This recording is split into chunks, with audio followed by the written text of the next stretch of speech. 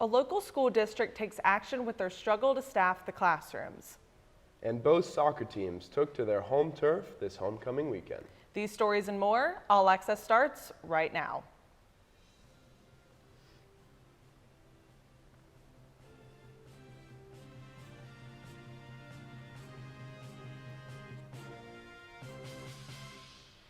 Good evening and welcome to this week's edition of HPU All Access. I'm Anna Harris. And I'm Reese Harnett.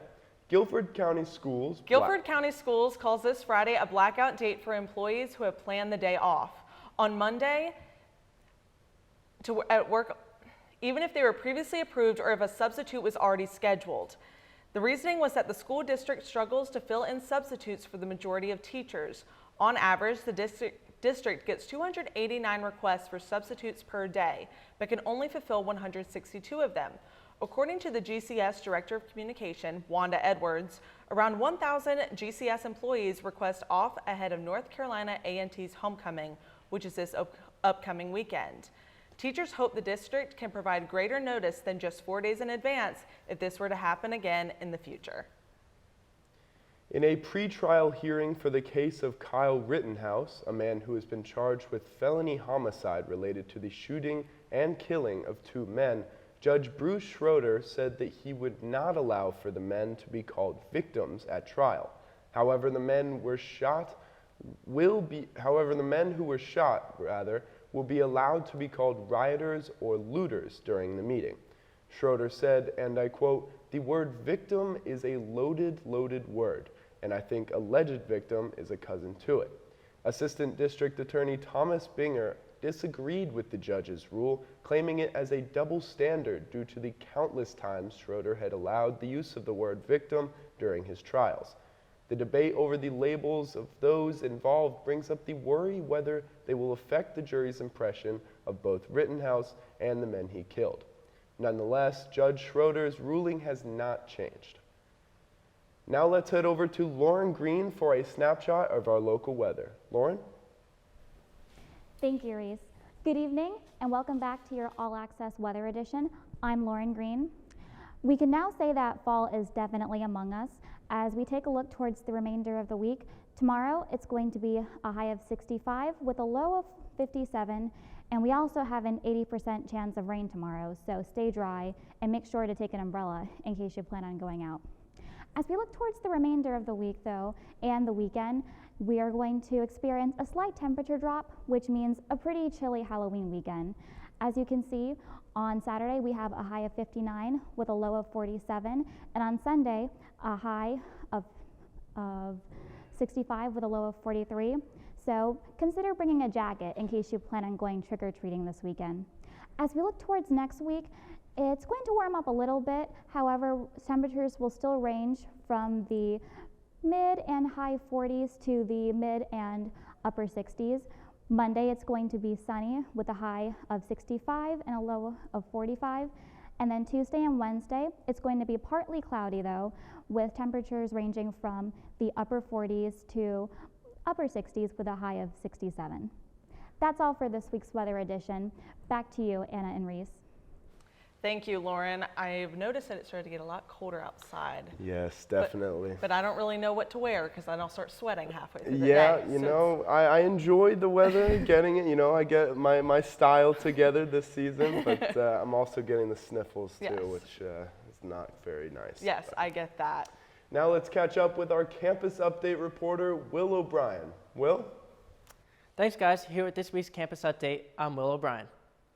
Last weekend started off with homecoming as alumni went to multiple events around campus, including a campus tour, an alumni awards ceremony, a charcoal pony improv show, and much more.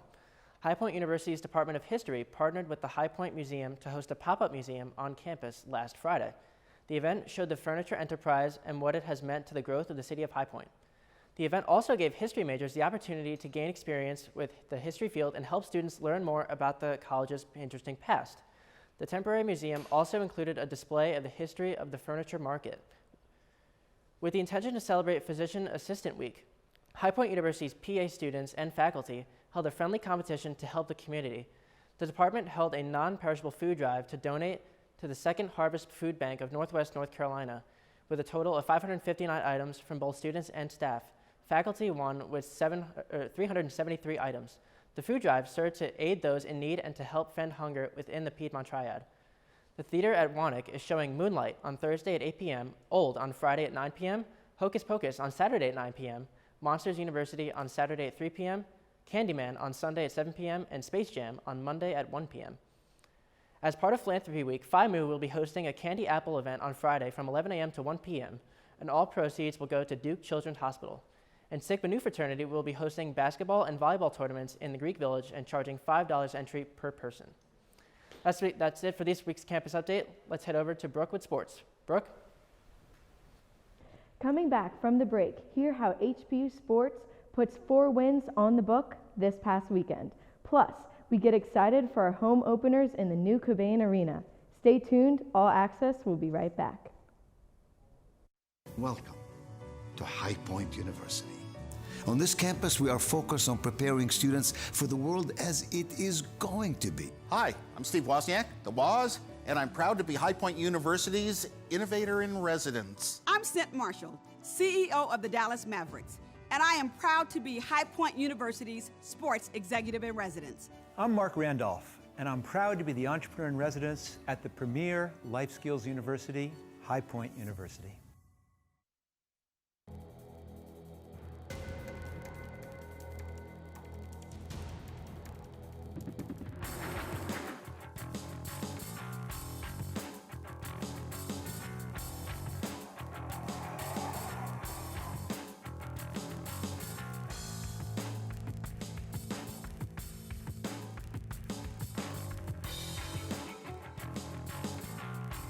Musco Lighting.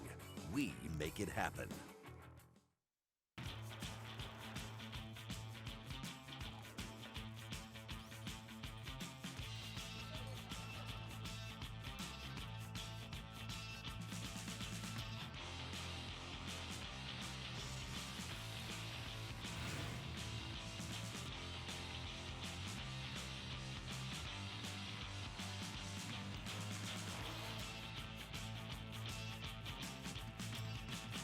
Sheets run and done. Welcome back to All Access. Our HPU Sports have been busy this past week, and sports reporter Brooke Ruffin is here to fill you all in. What's going on, Brooke? Thank you and good evening. I'm Brooke Ruffin with your sports update. Wow, what a weekend for sports at HPU. It was homecoming weekend and the Panthers celebrated 4 wins with the best fans. Starting on the court, the Panthers had 2 victories this past Friday and Saturday. First up, High Point swept Winthrop 3-0 on Friday night. It was their 25th consecutive big win as Sydney Palazzolo, Dylan Mayberry, and Gabrielle Eidelberg scored 10 kills. On Saturday, they continued their streak as they swept Gardner-Webb 3-0, making that victory their 26th consecutive Big South win. From the court to the turf, major excitement spread through the Vert Stadium on Saturday as the Panthers celebrated 2 victories and honored their seniors. First up, it was a pink-out game for the women's soccer as they swept Hampton 7-0. What better way for senior LAURYN Mazik to celebrate her senior game than to provide 2 goals for the win? Men's soccer defeated Winthrop 1-0 on senior night to remain undefeated in the Big South Conference. Senior Mason Marsery provided that goal, and the Panther defense kept Winthrop from scoring the rest of the game. Come out and cheer on the Panthers as they take on Campbell at 7 p.m. on Wednesday, November 3rd. From the turf back to the court, excitement is already building to start the HPU basketball season. John Michael Wright, the 17th best scorer in the nation, averaging 20.7 points per game, was recently named to the Big South preseason first team. Come out and cheer on the Panthers on November 4th at 7 p.m. as they take on Mount Olive in the beautiful New Nido and Mariana Cobain Arena. And that's all for your All Access Sports Update. I'm Brooke Ruffin, back to the desk. Thanks, Brooke. Now we're joined by politics correspondent Elizabeth Ramirez to fill us in on some important current events. Welcome, Elizabeth. Thanks, Reese, and welcome back to this week's All Access Politics. Last week, immigration advocates walked out on a virtual meeting with officials from President Joe Biden's administration. This occurred after Biden's administration said that they will be reinstating the Remain in Mexico policy, which was first seen during former President Donald Trump's administration. This policy calls that immigrants seeking U.S. Islam to live in Mexico while their case is being processed. I think they're afraid of the backlash of anti-immigrant groups and will continue to remind them that that backlash will exist regardless of what they do, said Luis Guerra, a strategic capacity officer for the Catholic Legal Immigration Network.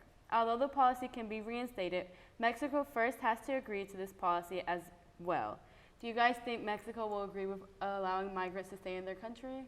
I think it's ultimately going to just depend on like how well Mexico can provide resources to all their people, and then if they aren't able to do that, I think it's just going to cause a bit of chaos. What do you think? Sure. I mean, you've got to look at the last time this happened, you know, with Trump's administration and, you know, the obvious chaos that came from it. You know, they were in camps and, you know, facing extreme heat, extreme cold. And I hope that they do have the resources, yes. That's the word I was looking for, that they need in order to do this.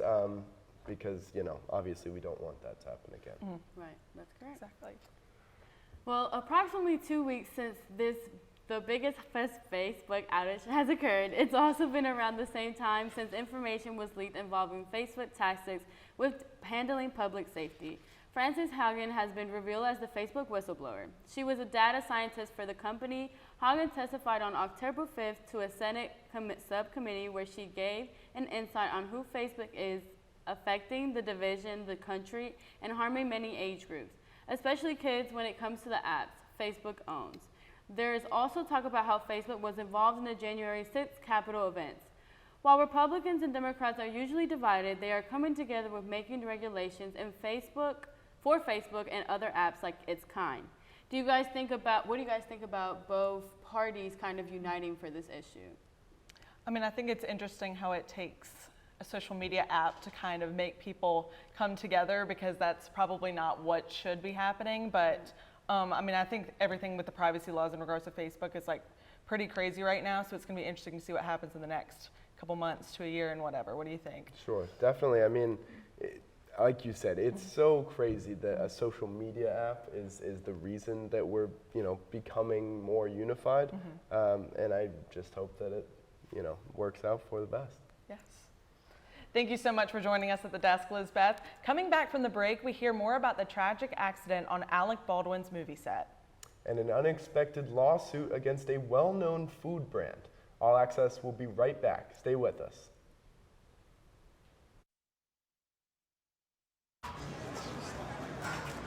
Welcome to Freddy's. What can we get started for you? I haven't had a carb in 3 weeks, and if I have one more sip of a kale smoothie, I need a Freddy's Original double with cheese, fries, and a turtle sundae. Please. Coming right up. If you're gonna be bad, it better be good. Being bad never tasted this good. Bring it on. Freddy's, the experience that puts a smile on your face and the taste that brings you back.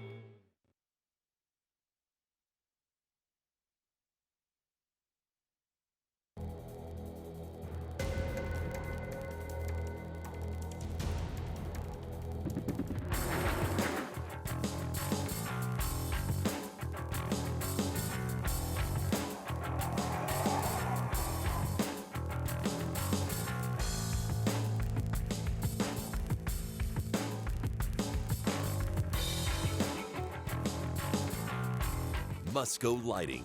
We make it happen. Welcome to High Point University. On this campus, we are focused on preparing students for the world as it is going to be. Hi, I'm Steve Wozniak, the Woz, and I'm proud to be High Point University's Innovator in Residence. I'm Cent Marshall, CEO of the Dallas Mavericks, and I am proud to be High Point University's Sports Executive in Residence. I'm Mark Randolph, and I'm proud to be the entrepreneur in residence at the premier life skills university, High Point University. Welcome back to All Access. Now let's head over to entertainment reporter CIARA Zavala to hear the inside scoop from Hollywood. CIARA? Thanks, Anna. It's CIARA back with your entertainment updates. This past week, Alec Baldwin accidentally fired a prop gun, striking and killing the film cinematographer Helena Hutchins. Baldwin was told that the prop gun was not loaded, and in rehearsal for the scene, he fired it, striking Hutchins in the chest. Hutchins was airlifted to the hospital and later died there. The director, Joao Souza, was also hit in the shoulder but was released from the hospital on Friday. The situation is currently under investigation and it is unknown whether there will be charges against Baldwin. After weeks of searching the remains of Ryan Laundrie, the remains of Ryan Laundrie have been found. They were found alongside his backpack and a notebook at the Carlton Reserve in North Point, Florida. According to the FBI, it appeared that the remains had been there for a while. Laundrie's parents had joined the search week after it began, and just 24 hours after they joined, his remains were found. His remains were identified through matching dental records based off the teeth found on the site.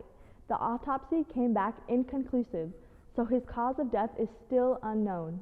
In lighter news, the iconic Halloween film Hocus Pocus is finally coming back to the big screen with its long-awaited sequel. Hocus Pocus 2 will be released in fall 2020 and will feature the same leading ladies to play Winifred, Sarah, and Mary.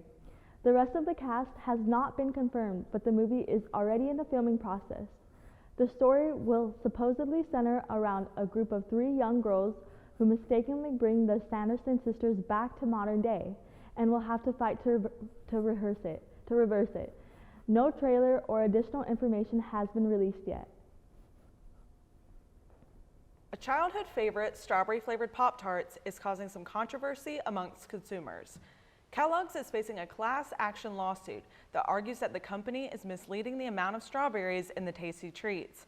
Anita Harris of the Southern District of Illinois filed the lawsuit and says that Kellogg's labeling promises, and I quote, a greater relative and absolute amount of strawberries than it does.